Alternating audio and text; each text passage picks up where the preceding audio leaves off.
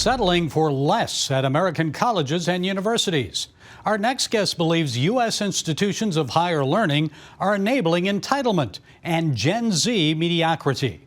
For example, for the spring semester, Rice University is offering students Afrochemistry, a course about iniquities in chemistry. The course has no final exam to determine if students have learned the material. Well, joining us with more is Dr. Zachary Marschall. He's editor-in-chief at Campus Reform's Leadership Institute.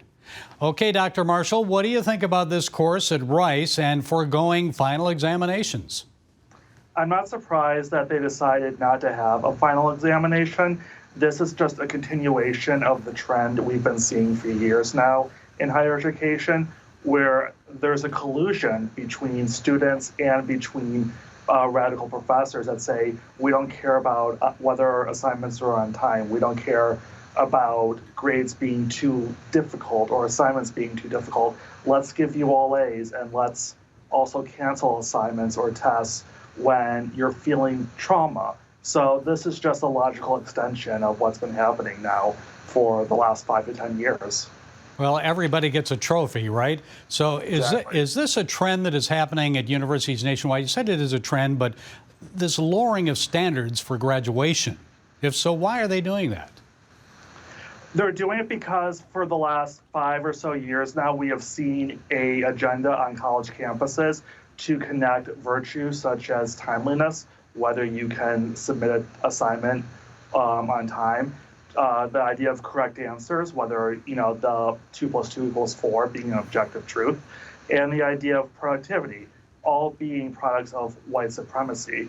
And so when you have students who want to get away with doing the least they can, and professors who have an axe to grind against white people and against American exceptionalism come together, they're going to erase standards and erase traditional grading conventions, and also do whatever they can to make college less resemble a place for learning and act more like a sleepaway camp with great dorms and great cafeterias.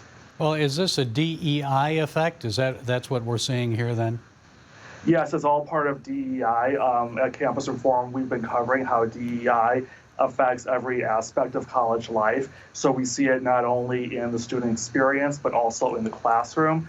We have seen, in the name of equity and inclusion, students berate their professors for not canceling or adjusting assignments or tests during the George Floyd riots, for failing too many of them or not giving them all A's. We reported last year that students at the New School in New York City demanded that everyone get an A in the course as part of their larger grievances against the university.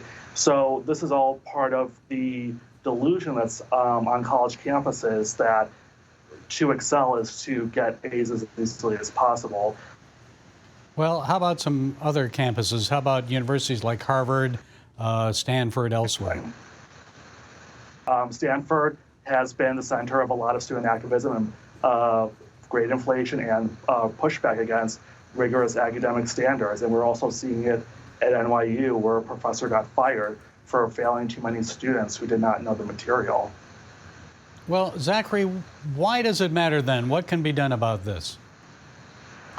What colleges need to do is to reinsert standards and morality back into the campus experience. And it really is a moral and virtuous issue, because what higher education right now is doing is teaching Gen Z, which my Fox News op-ed, I've said is, championing their own mediocrity.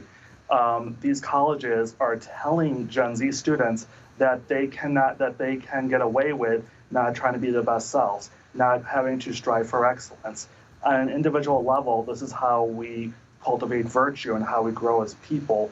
And collectively, when we all strive for the best we can do, that is how we've ensured American greatness through different generations. So it's important that universities ban and repeal these DEI and woke policies that allow grade inflation and allow student bullying of administrators and professors to continue. And what's the consequence for the country if they do not do that?